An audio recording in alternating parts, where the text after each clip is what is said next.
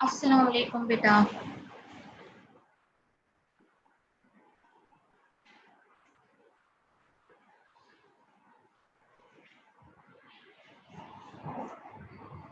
Class में थोड़ा सा वेट इसलिए किया ताकि वो बच्चे जो देर से कनेक्ट हो रहे हैं, जाहिर सी बात है वेदर कंडीशन आप सबके सामने है, तो ये सारे टेक्निकल इश्यूज हम सब फेस कर सकते हैं, कोई भी फेस कर सकता है।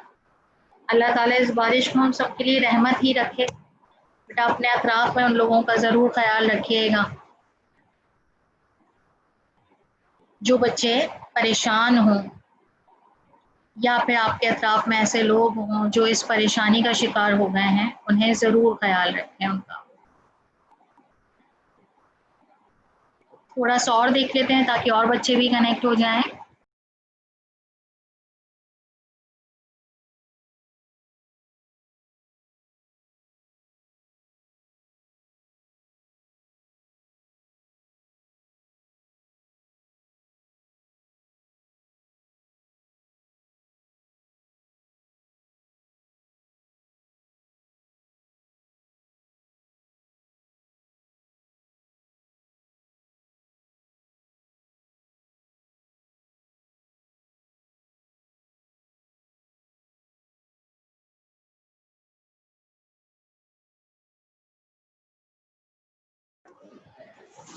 जी, तो बेटा लास्ट क्लास में हमने कंडेंसेशन तक पढ़ा था बेटा। सही, हमने कंडेंसेशन के बारे में ये बात देखी थी कि जब किसी गैस का टेम्परेचर लो किया जाए और ऐसा-ऐसा उसका टेम्परेचर जब लो होता है, इसका मतलब उसकी काइनेटिक एनर्जी कम हो रही है, as a result of which उसकी मूवमेंट कम हो रही है। तो उसका स्टेट किस में कन्वर्ट हो जाता है? लिक्विड में। तो ये हमने लास्ट क्लास में बेटा यहाँ तक डिस्कस किया था। तो अब अगर मैं आपसे आगे की बात करूं तो पहले मैं आगे जाने से पहले आपको टॉपिक्स के नेम थोड़े से रिवाइज करवा दूं, आपने क्या क्या मेरे साथ जो है वो डिस्कशन की थी। नंबर वन, फर्स्ट वन आपने क्या किया था बेटा? फर्स्ट वन इज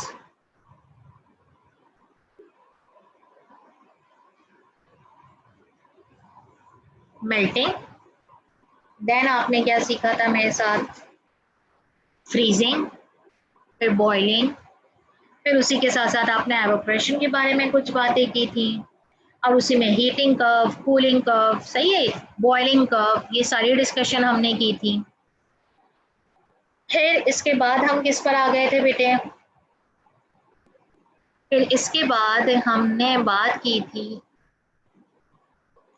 कंडेंसेशन पे, हमने अपनी बात को थोड़ा सा रोका था। आज हम जो बात करेंगे वो चेंज इन स्टेट का लास्ट टॉपिक है, which is sublimation.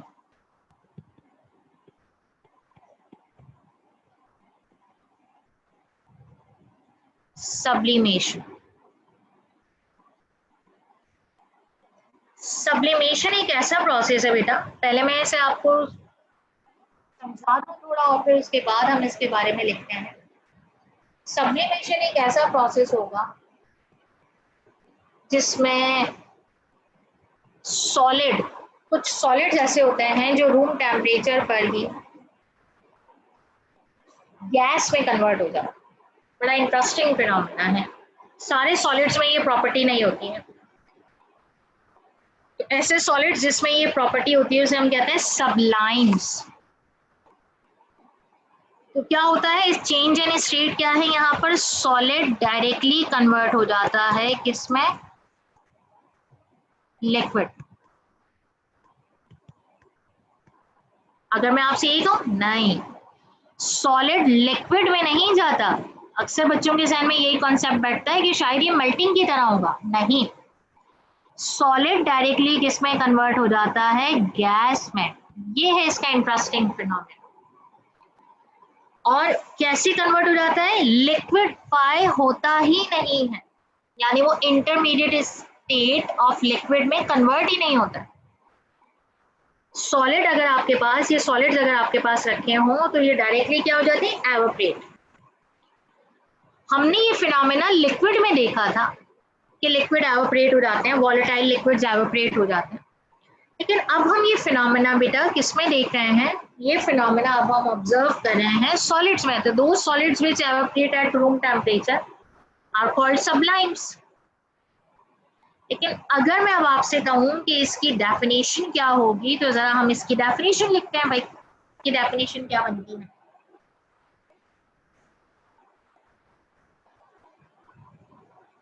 Some solids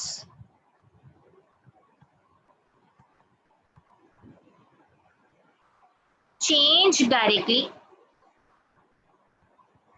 copy कर लीजिएगा, change directly into a gas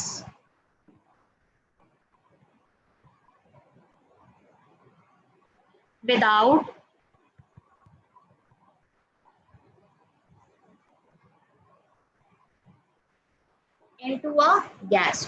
going through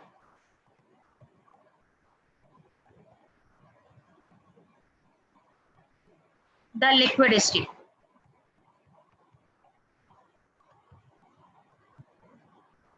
Without going through the liquid state.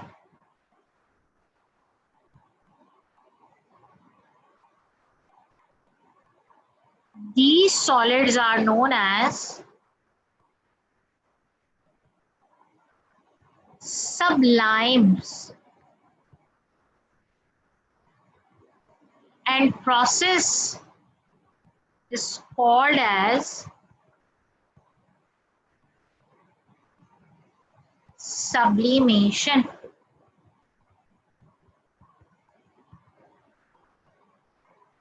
Definition हमें क्या बता रही है, solids change directly into a gas without going through the liquid state, वो liquid state में नहीं जाता।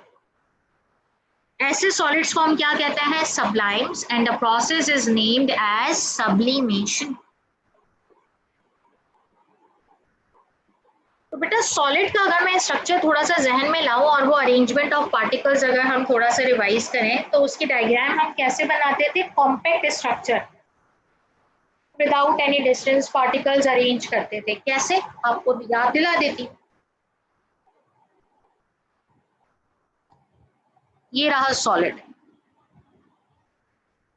ऐसे ड्रॉ करते थे हम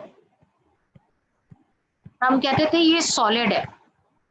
लेकिन ये जो सब्लाइम होता है ना, इनके दरमियान इतनी स्ट्रॉन्गर फोर्सेस ऑफ अट्रैक्शन नहीं होती जितनी नॉर्मल सॉलिड्स में होती। तो होता क्या है कि रूम टेम्परेचर पर इनके दरमियान ये जो फोर्सेस ऑफ अट्रैक्शन है ये ब्रेक होना शुरू हो जाती है, और जब फोर्सेस ऑफ अट्रैक्शन ब्रेक होती हैं तो इनके दरमियान डिस्टेंस क्या होना शुरू हो जाता है, ज्यादा। और जब डिस्टेंस ज्यादा होना शुरू हो जाता है, इसका मतलब इनकी मूवमेंट जो पहले कम थी, अब यहाँ पे मूवमेंट क्या हो जाएगी, ज्यादा, और डिस्टेंस भी क्या हो गया, ग्रेटर। तो ये solid room temperature and pressure पर ही, RTP का मतलब है रूम टेम्परेचर एंड प्रेशर। आप इसे किसी भी रूम टेम्परेचर पे रख दें, अगर सब्लाइम है वो, तो वो हमेशा क्या होगा, एवोपरेट। इसकी एग्जाम्पल मैं आपको बताऊं तो इसकी एग्जाम्पल है ड्राई आइस, जिसे हम कहते हैं सॉलिड कार्बन डाइऑक्साइड। इसकी एक और एग्जाम्पल है आयोडीन सॉलिड। सॉलिड इसलिए लिख दिया कि I2 से अक्सर बच्चे समझते हैं ये गैस हो, लेकिन ये क्या है, सॉलिड है और सब्लाइम है। देन आपके पास क्या है, अमोनियम क्लोराइड।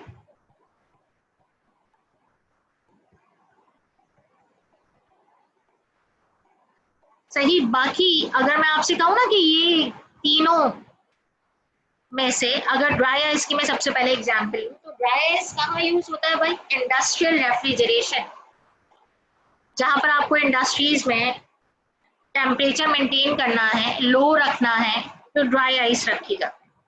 तो dry ice -78 degree centigrade temperature देख रहे होंगे आप, यकीनन लोएस्ट टेम्परेचर देख रहे हैं आप, -78 डिग्री सेंटीग्रेड। हम इसे शायद इमेजिन भी ना कर पाए।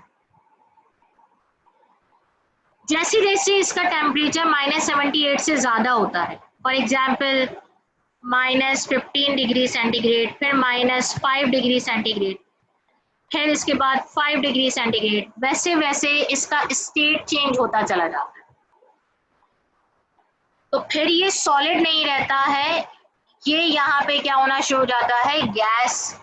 आप जब भी ड्राई आइस को, आपको नजर भी नहीं आएगा, यानी सॉलिड कार्बन डाइऑक्साइड का टेम्परेचर अगर -78 से ज्यादा हो जाए तो आपको ड्राई आइस कभी भी नजर नहीं आएगा, बल्कि वो किस में कन्वर्ट हो चुका होगा, वो सॉलिड फॉर्म में नहीं रहेगा, वो आपके पास एनवायरनमेंट में किस में कन्वर्ट हो चुका है, गैस।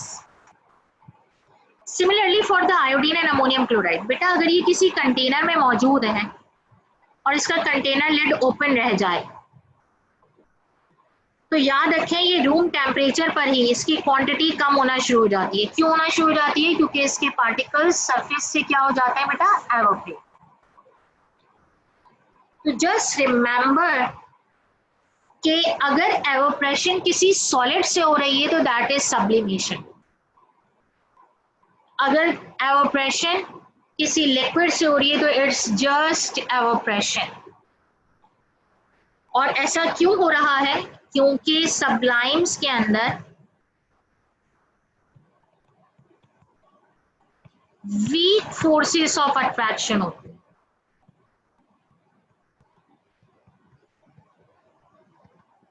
और वो weak forces of attraction break हो जाती है at room temperature.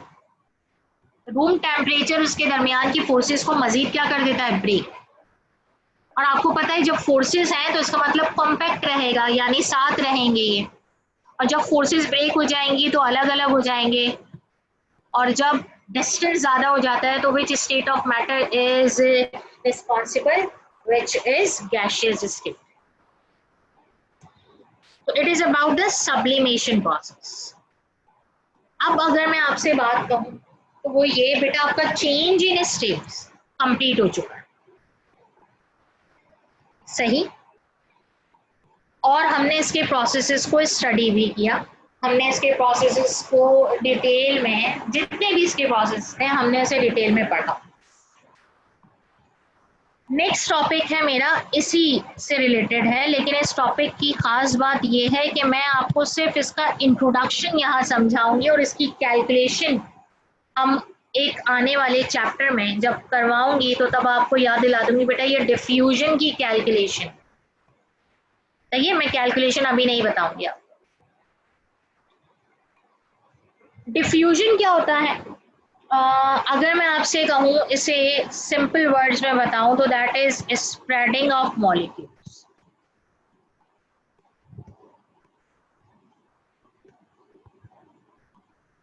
Spreading of molecules का मतलब सिंपल, मॉलिक्यूल एक जगह से दूसरी जगह मूव कर रहे हैं, मिक्स हो रहे हैं, और वो मिक्सिंग किस पर डिपेंड करेगी, स्टेट पर डिपेंड करती है। इसकी एग्जाम्पल ऐसे हैं, डिफ्यूजन की सबसे बेहतरीन एग्जाम्पल है, अगर परफ्यूम ऑफ बॉटल अगर हमारे पास ओपन रह जाए ना तो आपको उस परफ्यूम की जो आपके पास कह लीजिए ओडोर है, सही, आपको सिर्फ उसी पर्टिकुलर स्पेस पे नजर नहीं आएगी, उसी पर्टिकुलर स्पेस पे फील नहीं होगी, बल्कि वो आपको दूर तक फील हो जाती है। तो क्या हुआ, परफ्यूम के लिक्विड मॉलिक्यूल्स एयर में क्या हो गए, मिक्स, और उन्होंने डिफ्यूजन किया। That is the very simple example.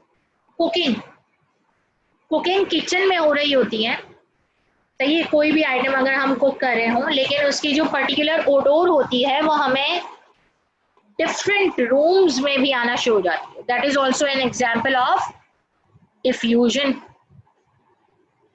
जी बिल्कुल सुफियान, गुड। अब अगर मैं डिफ्यूजन की पर्टिकुलर डेफिनेशन आपसे कहूं कि हम इसे लिखेंगे, तो ये बात याद रखें कि इसकी डेफिनेशन क्या है। हम डेफिनेशन लिखते हैं, द प्रोसेस, आप भी नोट करेंगे, by which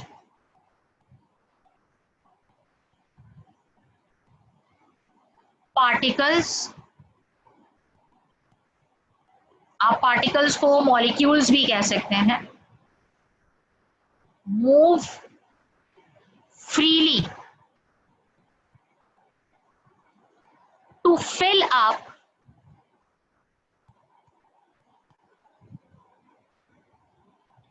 any available space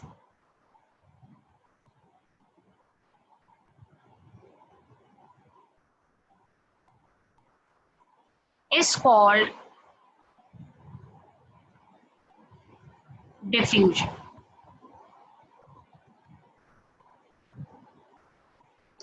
ये is called diffusion.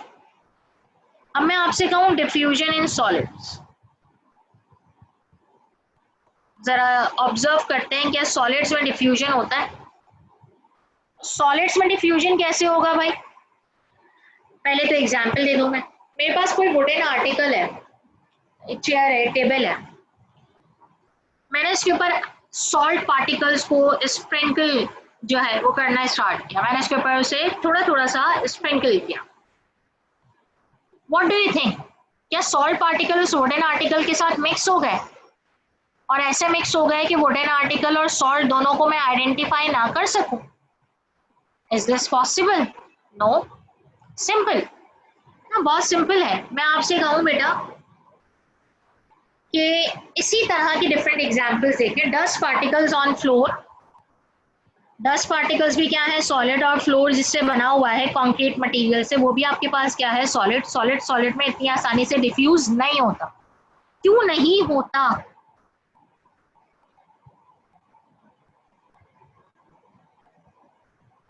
ये सॉलिड का स्ट्रक्चर है। जस्ट बिकॉज बेटा there is no inter particular space, जगह होगी तो कोई और पार्टिकल यहां पर आकर मिक्स हो सकेगा ना। जब जगह ही नहीं है इस बेचारे के पास तो कैसे कोई और किसी और के पार्टिकल्स लेकर मिक्स करवा दें? ना, ये बेचारा मजबूर है। और क्या मजबूरी है इसकी? क्योंकि सॉलिड कॉम्पैक्ट स्ट्रक्चर हो। सही है बेटा। अब कुछ बच्चे पता है जहन में ला रहे होंगे मैं सबलाइन, तो याद रखें जब मैं सॉलिड कहूंगी तो इसका मतलब है मैं नॉर्मल सॉलिड्स की बात कर रही हूँ, और जब मैं सबलाइन कहूंगी तो सिंपल मैं किसकी बात करूंगी? सबलाइन की बात। मैंने यहाँ पे क्या वर्ड यूज किया? सॉलिड। इसका मतलब हम नॉर्मल सॉलिड्स की बात करें। तो क्या डिफ्यूजन इन सॉलिड अगर मैं आपसे कहूं तो इसमें रेट ऑफ डिफ्यूजन कैसा होता है? Very slow. इसमें रेट ऑफ डिफ्यूजन क्या है? Very slow. अच्छा, अब कुछ बच्चों के जहन में ना वो भी प्रोसेस आ जाता है। वेल्डिंग अगर आपने कभी नाम सुना हो, है ना, हमारे पास जो मुख्तलिफ आयरन डोर्स या विंडोज बनी हुई होती हैं वहां पे वेल्डिंग की जाती है। हम उसके मुख्तलिफ पार्ट्स को बेंड करते हैं, ज्वाइन करते हैं। कभी आपने अगर नोट किया हुआ हो तो वो मुख्तलिफ शेप्स में हम उसे ज्वाइनिंग दे रहे होते हैं, कभी ग्रिल्स बना रहे होते हैं। तो वो क्या है? वो हम क्या कर रहे हैं? सॉलिड सॉलिड में डिफ्यूज नहीं हुआ हुआ, हमने सॉलिड को पहले मेल्ट किया और फिर मेल्टिंग के बाद वो आपस में मिक्स हुए। तो that is not the example of the diffusion, it is simple example of the welding. Welding कैसे होती है? हम सॉलिड को थोड़ा मेल्ट करवाते हैं आयरन रॉड्स को, और फिर हम उसकी रीशेपिंग कर रहे होते हैं, तो वो डीफॉर्मेशन है सॉलिड का। नेक्स्ट बात करते हैं डिफ्यूजन इन लिक्विड्स।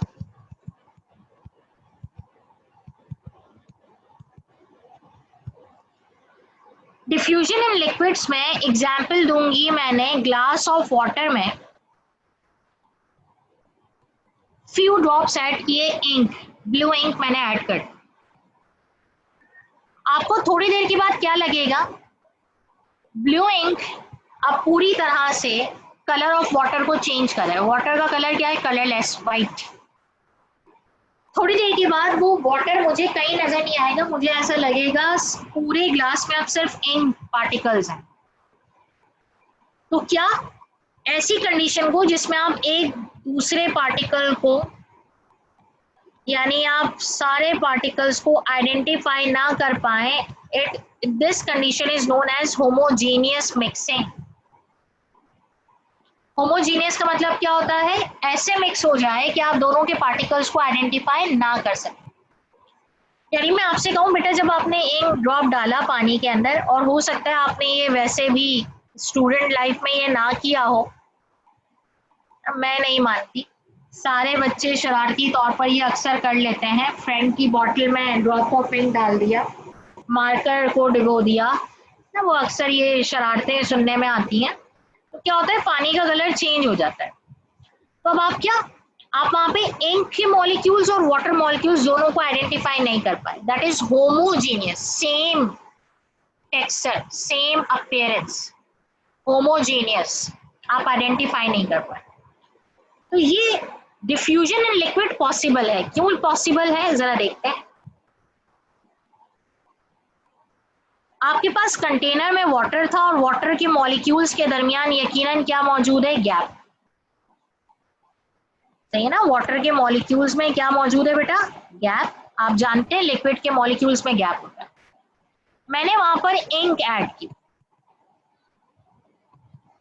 सही है। जब मैंने इंक ऐड की तो इंक आकर इन गैप्स में क्या हो सकती है, आसानी से फिल्ड हो सकती है। यस और नो, जगह है इसीलिए दोनों मिक्स हो रहे हैं। तो डिफ्यूजन की डेफिनेशन में तो यही कह रही थी, process by which particles move freely to fill up any available space. Space है इसीलिए आपके पास यहाँ पे फिलिंग अप कंडीशन है। तो क्या हम डिफरेंट घरों में जो क्विज, कुछ एनर्जी ड्रिंक्स आते हैं, हम वाटर में डिसॉल्व करते हैं, है ना, और हम उसे लेते हैं। What is this, this is simple diffusion. आप लेमन जूस अगर आप लें और वाटर में उसे डिसॉल्व करें, तो आप इसके जरिए इसको आप डिफरेंट पर्पसेस में यूज करते हैं, तो वो क्या है, that is also a type of diffusion. Milk plus water, milk को अगर हम मजीद हाइड्रेटेड कर दें, यानी हम उसको डाइल्यूट कर दें, उसके ना मिलावट कर दें, तो मिल्क में आप वाटर मॉलिक्यूल्स को आइडेंटिफाई कर पाएंगे, नो। तो मिल्क में वाटर मॉलिक्यूल्स आपस में क्या हो गए, मिक्स हो गए। That is the example of diffusion. लेकिन डिफ्यूजन कुछ सम एक्सटेंट तक है लिक्विड में। मैं आपसे कहूँ पानी लें और पानी में आप ऑयल डाल दें, ऑयल ऑल्सो है लिक्विड, क्या आपको वहां पे डिफ्यूजन नजर आएगा, नो। क्यों भाई, ऑयल जो है वो आपको सरफेस पे सिर्फ ऐसे ही ड्रॉप्स की फॉर्म में नजर आ रहा होगा, वो मिक्स नहीं हुआ होगा। That is not the homogeneous. आप आसानी से आइडेंटिफाई कर लेंगे कहां पर ऑयल है और कहां पर water molecules. That is the diffusion in liquids. अब अगर मैं बात करूं डिफ्यूजन इन गैसेस, जो हमारे लिए सबसे इंपॉर्टेंट है, कैलकुलेशन पॉइंट ऑफ व्यू से भी यही इंपॉर्टेंट। तो डिफ्यूजन इन गैसेस क्या है बेटा, गैसेस में डिस्टेंस अमंग मॉलिक्यूल्स आप जानते हैं सबसे ज्यादा है, डिस्टेंस अमंग मॉलिक्यूल्स सबसे ज्यादा है, एज यू नो। और अब अगर मैं आपसे कहूं, मैं यहाँ पे number of different gases mix कर दूं, नंबर ऑफ डिफरेंट गैसेस मैं यहाँ पे मिक्स कर दूं, तो आप कहेंगे मिस आसानी से हो सकता है, क्योंकि यहाँ अवेलेबल स्पेस बहुत ज्यादा है, very large intermolecular spaces, very large intermolecular spaces इन गैसेस। तो बेटा यहाँ पे हमें ये बात पता चली, अगर मैं आपसे पूछूं rate of diffusion in gases,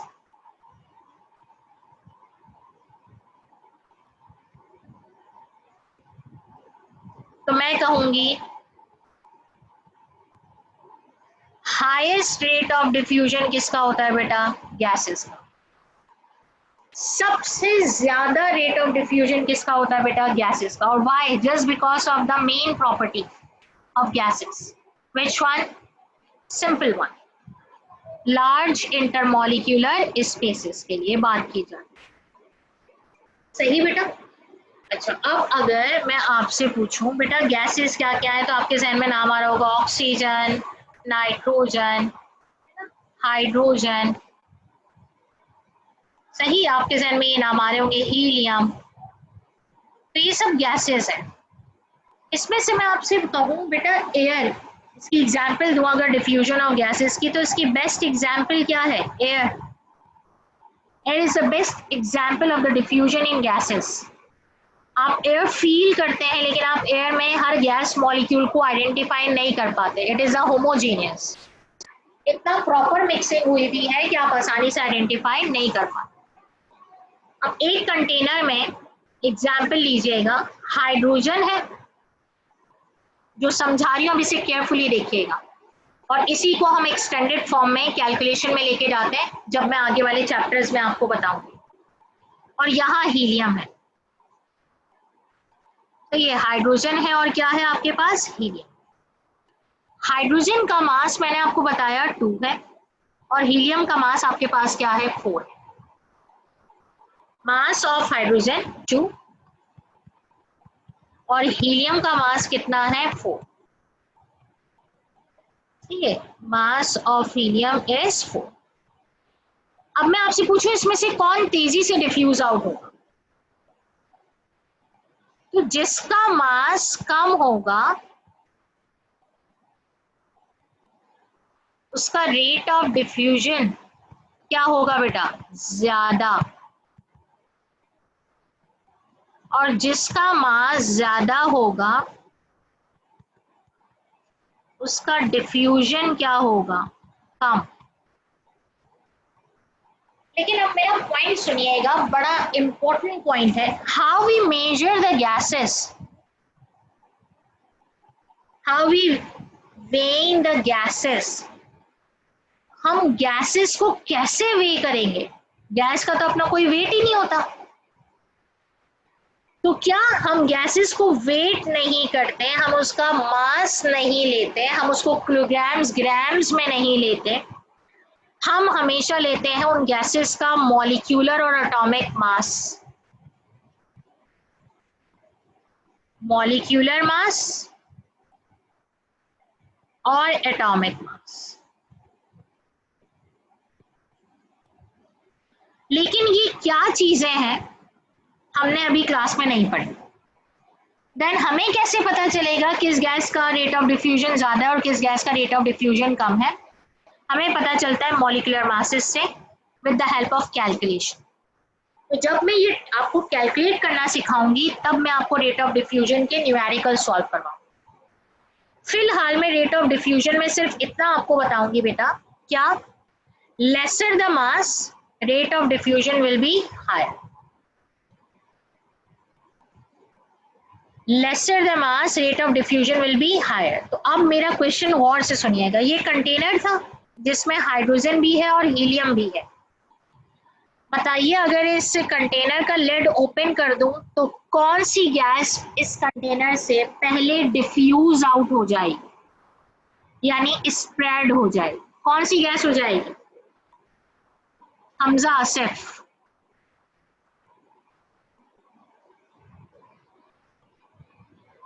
ji miss. Hamza Asif बेटा, हाइड्रोजन गैस पहले डिफ्यूज आउट होगी या हीलियम? और ये बात हमें कैसे पता चलेगी? Miss helium, I think so. क्यों? हीलियम के 4 है। हीलियम का मास क्या बताया? 4 और हाइड्रोजन का मास क्या बताया? 2। फिर और मिस ट्रिक क्या बताई? फिर तो हाइड्रोजन होगी ना पहले। हाइड्रोजन पहले क्यों बेटा? इसका रीजन भी बता दें। Miss because the mass is low. Mass of hydrogen is lower than the helium. Good. Hira? Yes miss. Hira बेटा मुझे ये बताइए कि इस कंटेनर में से कौन सी गैस बाद में डिफ्यूज आउट होगी, देर में डिफ्यूज आउट होगी, इतनी तेजी से डिफ्यूजन शो नहीं करेगी? Miss helium. हीलियम। और क्यों बेटा ऐसा? मिस के लिए वहाँ पे मिस मास कम है, आई मीन ज़्यादा है मिस, तो डिफ्यूजन क्योंकि हीलियम का मास क्या है? ज्यादा है। चलें एक एग्जांपल और देती हूँ। कंटेनर है और इस कंटेनर में मैं मासेस आपको डायरेक्टली बता देती हूँ। नाइट्रोजन है 28, मीथेन है 16 और कार्बन डाइऑक्साइड है 44। ये नंबर्स कैसे आए ये कैलकुलेशन बाद में सीखें। अब मुझे बताइए कौन सी गैसेस की अरेंजमेंट बता दें। कौन सी गैस पहले डिफ्यूज आउट होगी, देन फिर सेकंड नंबर पे कौन होगी, देन फिर थर्ड पे कौन। जी शिफा, फर्स्ट वन गैस बताइए जो सबसे पहले डिफ्यूज आउट हो जाए।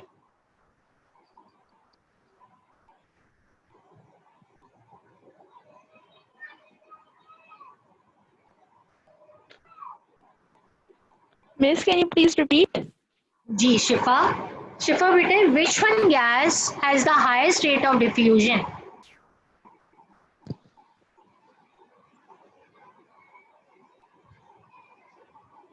Carbon dioxide. Nitrogen is 28, methane is 16 and carbon dioxide is 44. The trick is lesser the mass, rate of diffusion will be greatest.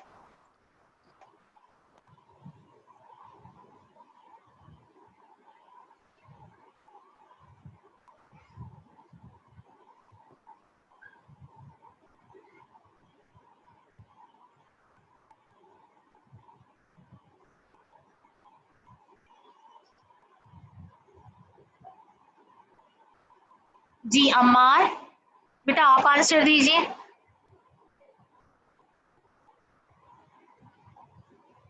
Nitrogen का मास है 28, मीथेन का मास है 16 एंड कार्बन डाइऑक्साइड इज 44। सबसे हाईएस्ट रेट इसमें इस container में से सबसे पहले कौन सी गैस डिफ्यूज आउट हो। जी आंसर्स आ रहे हैं चैट बॉक्स पे। सादिया, माया, हिरा, अब्दुल गनी, वेरी गुड। इन सब के आंसर सही। जिसका मास सबसे कम होगा वो पहले डिफ्यूज आउट होगा। फर्स्ट वन क्या होगा, मीथेन। फिर कौन सी गैस होगी बेटा। अम्मार बेटा are you there, turn on your camera.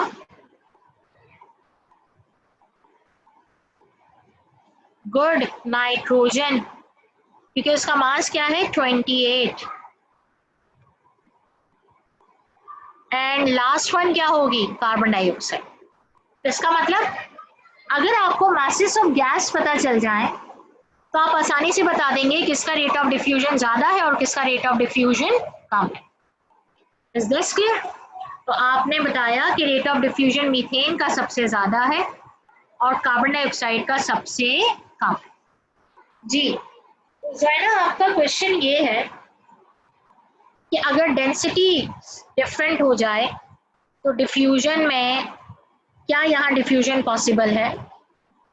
बिल्कुल ऐसा हो सकता है। डेंसिटी इन टर्म्स ऑफ अगर मैं गैसेस कहूँ तो आपने अभी ये डेंसिटी ही देखी है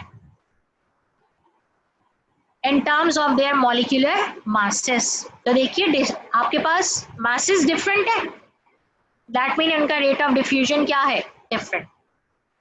सही, लेकिन रेट ऑफ डिफ्यूजन लिक्विड और सॉलिड में हम इतना डिस्कस नहीं करते जितना हम किस में डिस्कस करते हैं, गैसेस। इवन बाज़ मरतबा हम टॉपिक ऑफ डिफ्यूजन को कहते ही यही है, diffusion in gases, that's it.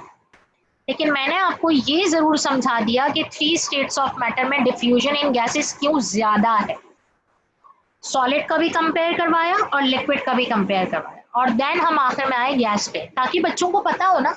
जहन में क्वेश्चन आ सकता है, मिस आपने गैसेस में क्यों पढ़ाया डिफ्यूजन, आप लिक्विड में भी बताएं हमें या फिर आप हमें सॉलिड में भी बताएं, क्या वहां नहीं होता। तो इसीलिए मैंने टॉपिक ही उस पॉइंट से स्टार्ट किया जो सबसे नेग्लिजिबल पॉइंट्स होते हैं, ताकि आपके जहन में कॉन्सेप्ट क्लियर है। तो जोएना, इज दिस क्लियर।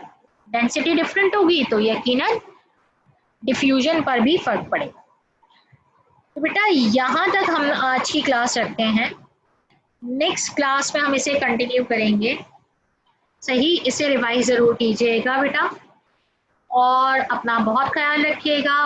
बारिश को एंजॉय जरूर कीजिएगा लेकिन बहुत एहतियात के साथ।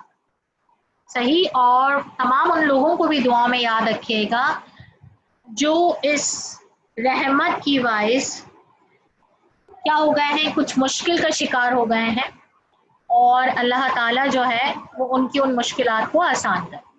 सही है बेटा, अल्लाह हाफिज।